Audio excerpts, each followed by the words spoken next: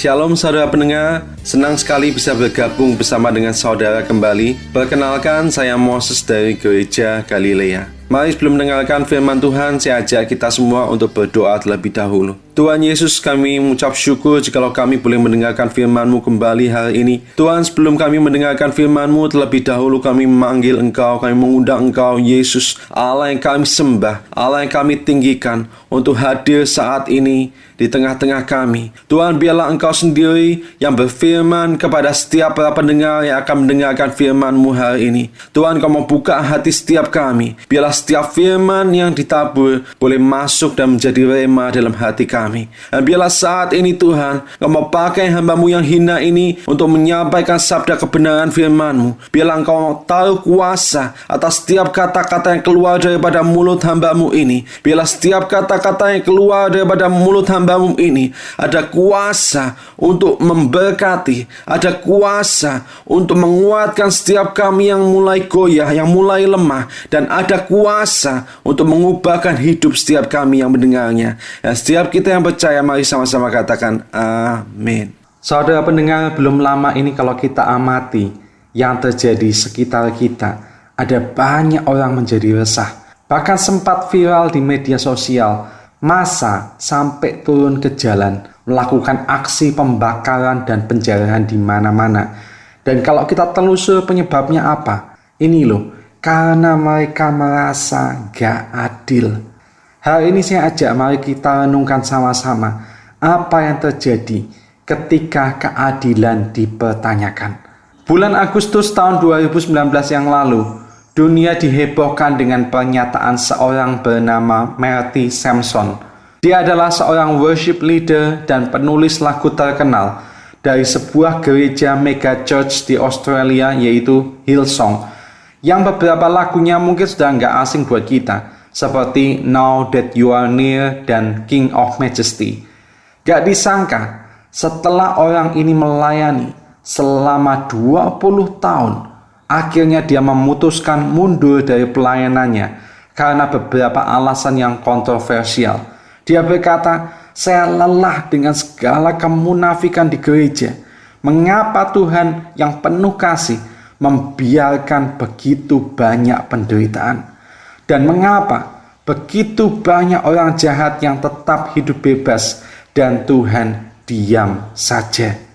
Saudara pendengar, dengar baik-baik. Hari ini saya mau sampaikan, anak-anak Tuhan sedang dilanda dengan suatu krisis iman terbesar, di mana banyak di antara mereka yang seringkali meninggalkan imannya, bukan karena merasa Tuhan gak berkuasa untuk memberkati, melainkan karena Tuhan, mengapa engkau hanya diam saja saat ketidakadilan merenggut harapanku. Saya gak tahu apakah hari ini mungkin saudara pendengar juga salah satu orangnya yang sedang kecewa sama Tuhan. Engkau merasa, Tuhan, mengapa engkau gak adil? Jikalau ya, hari ini saya ajak, mari kita belajar sama-sama 3 sikap yang harus kita ambil saat kita bertanya-tanya dan mengeluh sama Tuhan tentang keadilan. Yang pertama, dan menjadi dasar dari semuanya, mari tetap percaya Tuhan, Dia adalah Allah yang berdaulat atas segala penderitaan yang sedang engkau alami. Saudara pendengar, hari ini saya ajak mari kita belajar dari seorang tokoh di Alkitab yang mengalami hal yang serupa, yang bernama Yusuf. Kalau kita simak lebih jelasnya, kisah Yusuf ini berawal saat dia muda. Dia berusia 17 tahun, dia harus terima fakta bahwa dia dibenci, dihina, dimasukkan sumur, dan dijual oleh saudara-saudaranya sendiri. Dalam sekejap dia juga harus terima fakta dari seorang yang dulunya diagung-agungkan, hidupnya mewah, sekarang berubah menjadi seorang yang berstatus sosial rendah, hanya sebagai budak di rumah Potifar.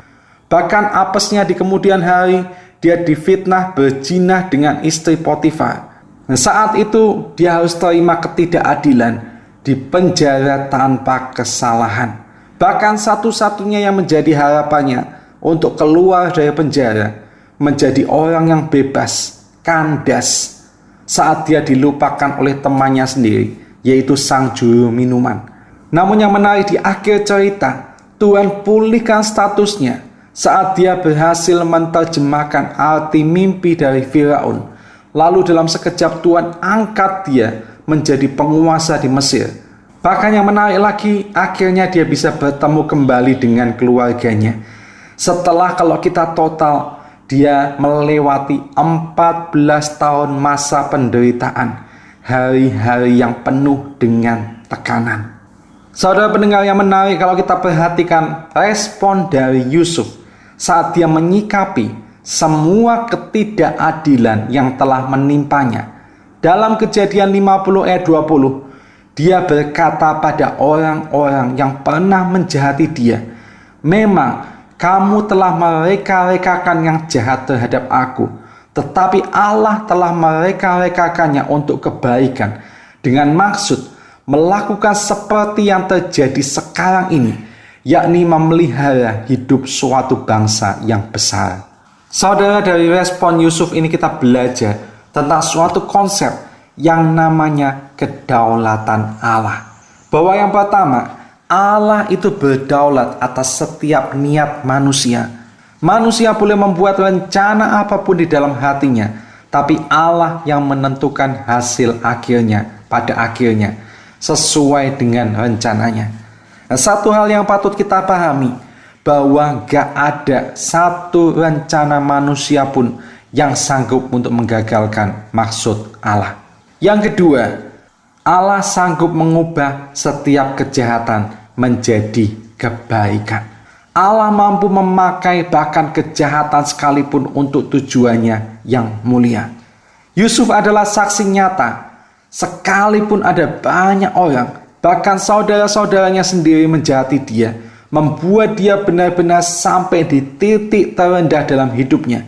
Bahkan bukan hanya menjadi seorang budak, tapi narapidana. Namun pada akhirnya Tuhan sanggup memuliakan dia menjadi penguasa di Mesir. Yang terakhir, Allah punya rencana besar melebihi pemahamanmu. Ketahuilah bahwa setiap peristiwa yang Tuhan izinkan terjadi pasti memiliki tujuan ilahi tersendiri. Dalam big picture-nya atau rancangan besarnya, Tuhan itu ingin kita saksikan sendiri bahwa yang namanya pemeliharaannya bukan hanya terbukti di saat semuanya aman-aman saja, nyaman-nyaman, enak-enak saja, tapi justru malah di saat seluruh dunia rasanya sedang memusuhi kita, bahkan berusaha membunuh iman pengharapan satu-satunya kita miliki. Tuhan, dia sanggup menyatakan karyanya yang ajaib, karena dia sendiri berkata, bagi Allah tidak ada yang mustahil. Yang percaya katakan amin. Ada seorang bernama Sadhu Sundar Singh. Dari kecil dia merupakan penganut Sikh yang sangat taat, dan gak tahu kenapa dia sangat benci yang namanya itu kekristenan. Suatu kali dia bahkan pernah bakar Alkitab di depan umum. Namun gak disangka, gak lama setelah itu ada suatu gejolak timbul dalam hatinya yang berkata, hidupku mengapa ya, kok rasanya gak punya makna. Aku bahkan gak menemukan damai di agama apapun. Dan yang menarik, 3 hari setelah dia bakar itu Alkitab, dia berdoa dengan sungguh-sungguh, ya Allah, jika engkau sungguh ada, tunjukkanlah diriku jalan yang benar, atau lebih baik aku mati. Yang luar biasa, tiba-tiba dia merasakan ada suatu cahaya terang yang memenuhi kamarnya. Dan di momen itu dia sadar, itu tidak lain adalah pribadi Yesus. Singkat cerita, orang yang bernama Sadhu Sundar Singh ini, dia memutuskan untuk bertobat dan terima Yesus sebagai Tuhan dan Juru Selamat. Namun sayang, seiring berjalannya waktu, ternyata menjadi pengikut Kristus itu gak mudah. Karena dia harus terima ketidakadilan, di mana konsekuensinya dia ditolak dan diusir dari rumah oleh keluarganya sendiri. Dia bahkan diracun supaya mati oleh saudara laki-lakinya demi menutup aib keluarganya. Dalam pelayanannya, dia malah dilempari batu, dipukuli dan diusir massa. dia sempat nggak bisa makan beberapa hari, dan yang parahnya dia bahkan pernah diikat dan dibuang ke sumur. Yang luar biasa, sekalipun demikian, tapi itu sedikit pun tidak melemahkan imannya, tidak membuat dia mundur, malah dia berkata, "Oh, mereka boleh menghancurkan tubuhku, tetapi tidak dapat mengambil Kristus dari hatiku." Saudara pendengar, singkat cerita sampai hari ini, dunia mengenal orang yang bernama Sadhu Sundar Singh ini sebagai Rasul berjubah kuning. Orang yang telah berkeliling melayani di India, Tibet, dan Nepal. Bukan dengan transport yang mahal, bukan dengan segala kemewahan, tetapi hanya dengan berjalan kaki, tanpa uang, hidup sederhana. Namun gak main-main. Tiap kali dia melayani, kebangunan rohani terjadi di mana-mana, di mana ada ribuan orang dimenangkan bagi kemuliaan Tuhan. Oh, puji Tuhan. Ada satu kata-kata indah dari Sadhu Sundar Singh. Dia berkata, "Satu jiwa yang diselamatkan lebih berharga dari seluruh dunia." Tuhan memanggilku bukan untuk menghitung hasil, tetapi untuk setia melayani. Hari ini izinkan saya bertanya, apakah ada satu jiwa yang sedang mendengarkan, yang mau berkata, "Tuhan, aku gak mau lagi hitung-hitungan hasil yang aku dapat dari Engkau. Apapun yang terjadi Tuhan, aku mau tetap setia melayanimu, mengikutimu sampai akhir hidupku." Oh, saudara yang mau, mari sekali lagi katakan amin. Kita mau lanjut. Sikap kedua yang harus kita ambil saat kita bertanya-tanya dan mengeluh sama Tuhan tentang keadilan. Mari belajar tahu kapan harus melepaskan demi kebaikan yang lebih besar. Alkitab mencatat ada 2 orang pelacur yang menghadap Raja Salomo, meributkan soal hidup atau mati bayi mereka.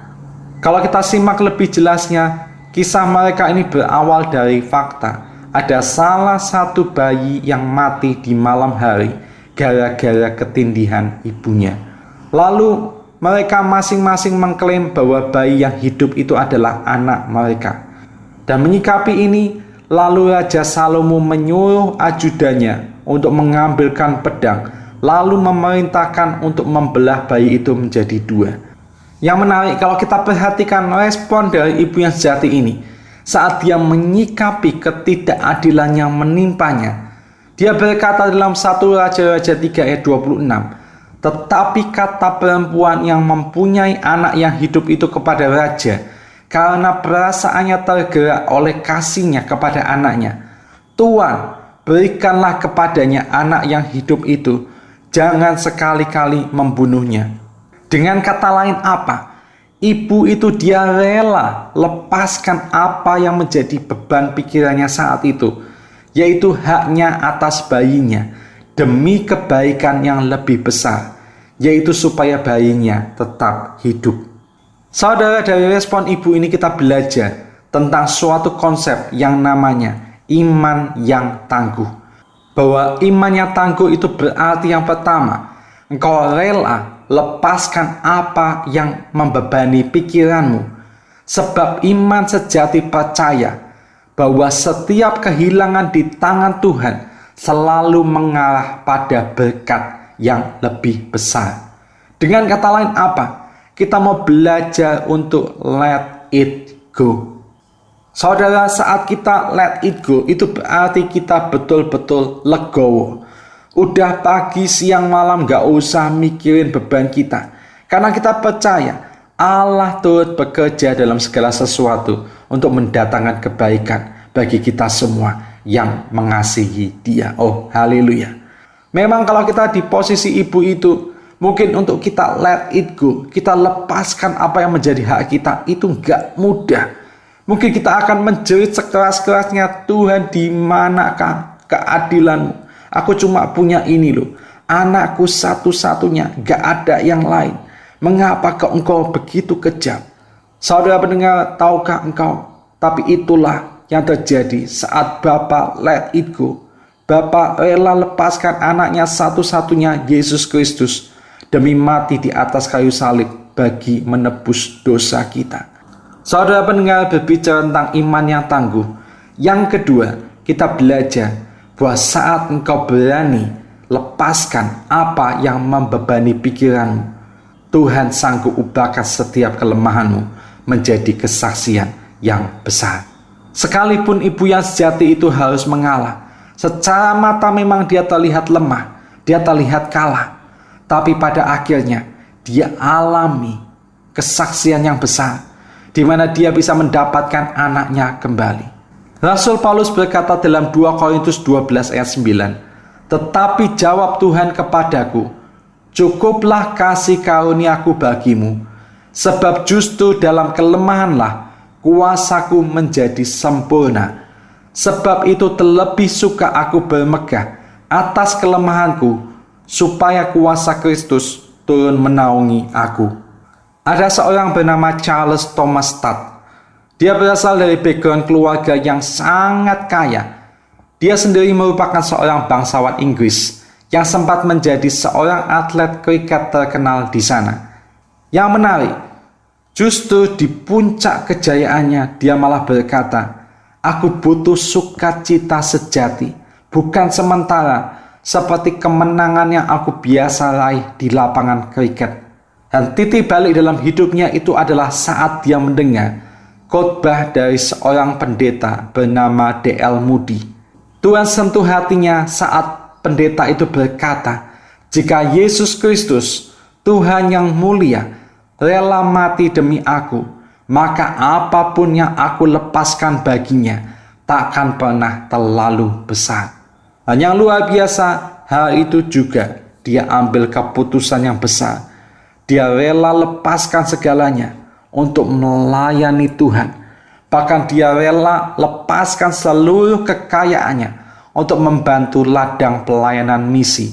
Singkat cerita, orang yang bernama Charles Thomas Studd ini, dia menjadi misionaris di Tiongkok, India, sampai di Afrika. Yang kasihan di akhir hidupnya, dia wafat di Afrika hanya sebagai orang yang miskin secara materi. Namun gak main-main kalau kita lihat buah pelayanannya, begitu dahsyat, di mana ada ribuan jiwa mengenal Kristus. Dan melalui lembaga penginjilan yang dia dirikan, yaitu Worldwide Evangelization Crusade, sampai hari ini telah ada 2.000 misionaris yang Tuhan utus untuk melayani di lebih dari 90 negara, di mana kurang lebih sudah ada sekitar 2.613 jiwa yang bertobat. Oh haleluya.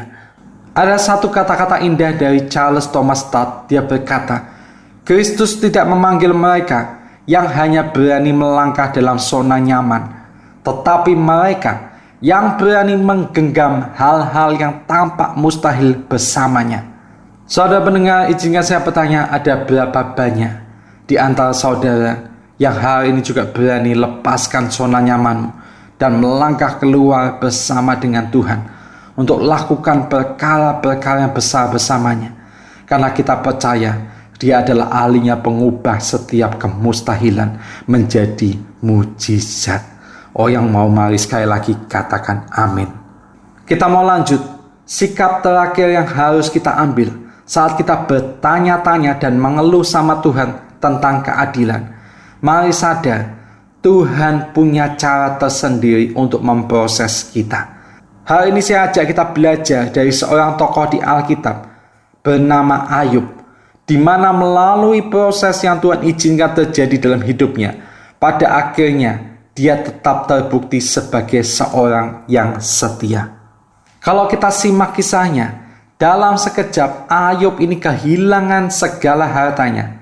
Alkitab mencatat, semua yang dia miliki, ada sapi, keledai, kambing, domba, bahkan budak-budaknya mati dalam sekejap. Disusul dengan kematian 10 anak-anaknya karena ketindihan rumahnya yang roboh. Lalu Ayub sendiri terkena sakit borok yang parah, dari ujung kepala hingga ujung kaki.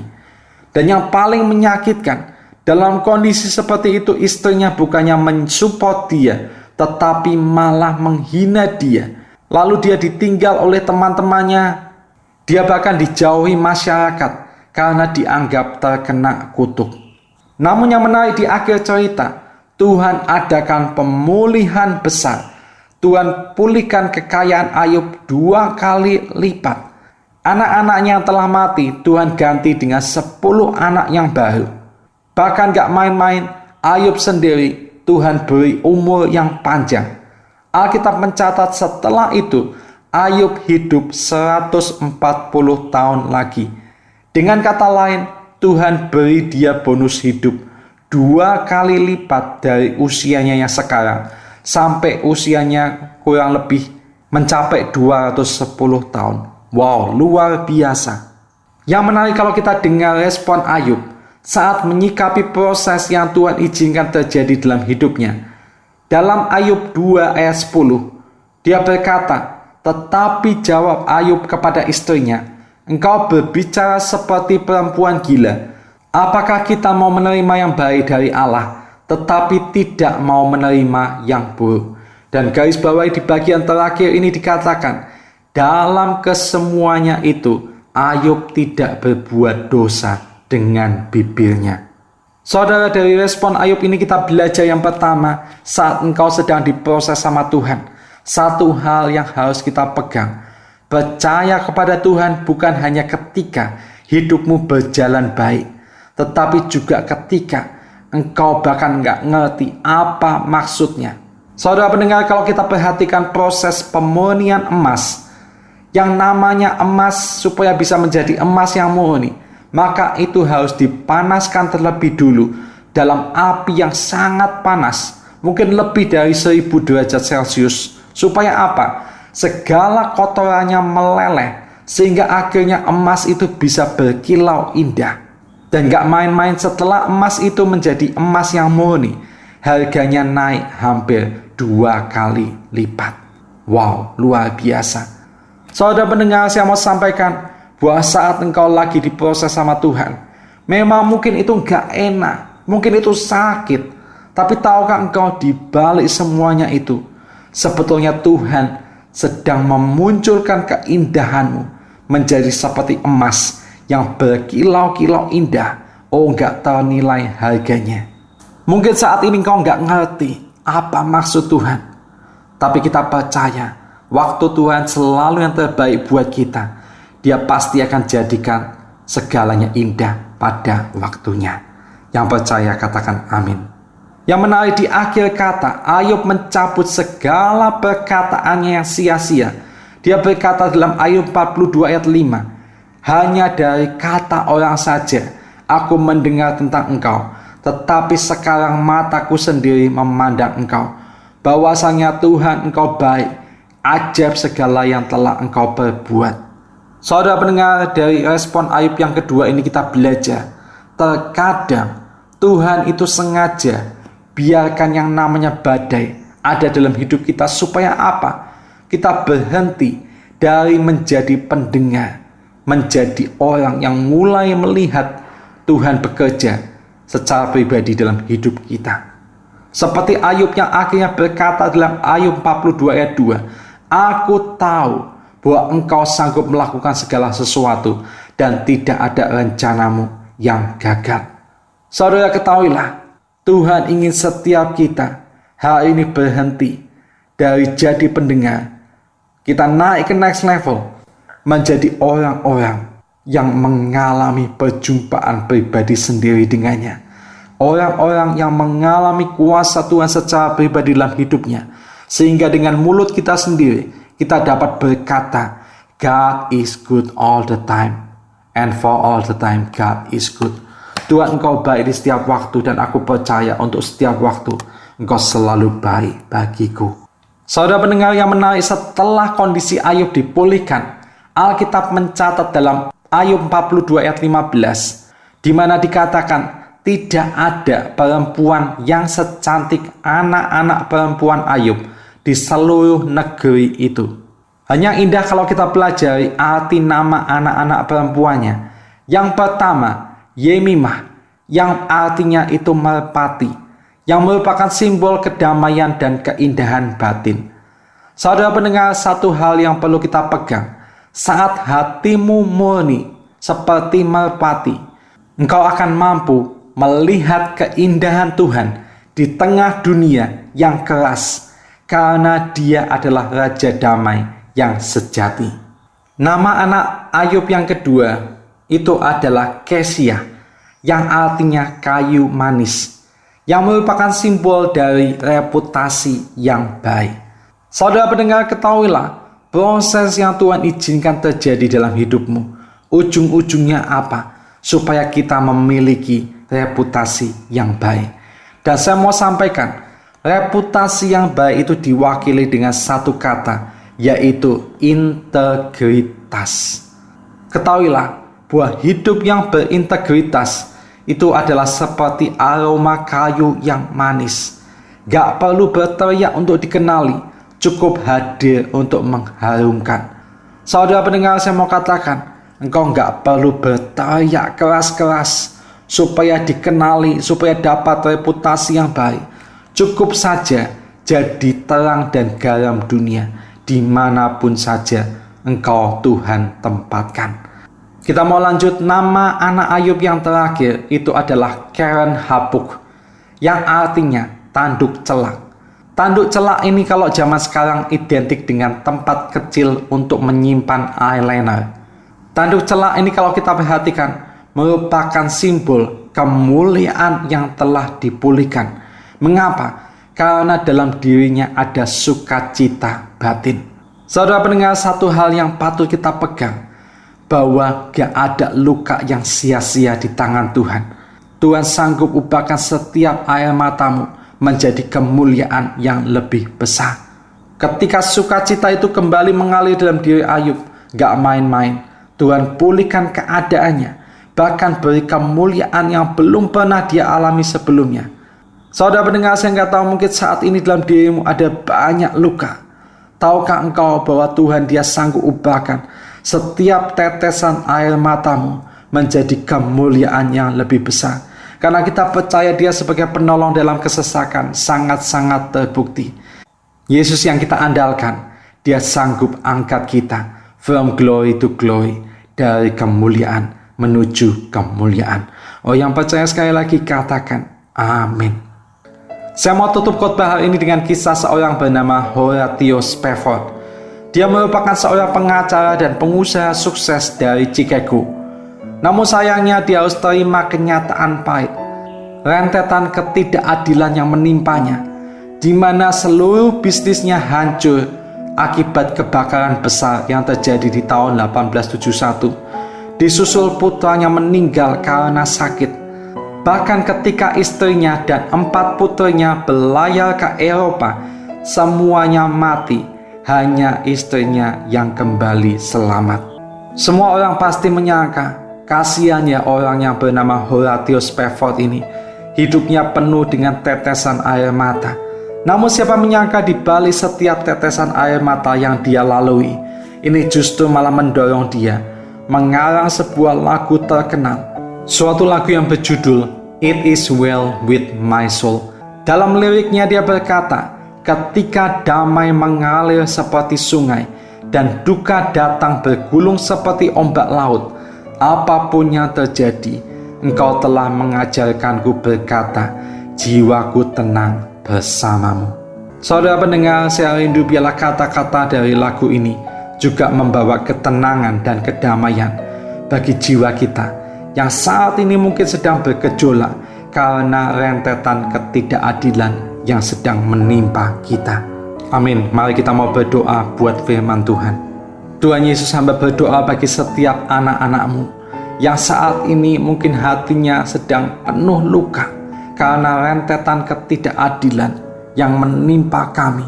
Ajar kami kembali mulai hari ini untuk tetap percaya bahwa Engkau adalah Tuhan yang berdaulat atas segala penderitaan kami.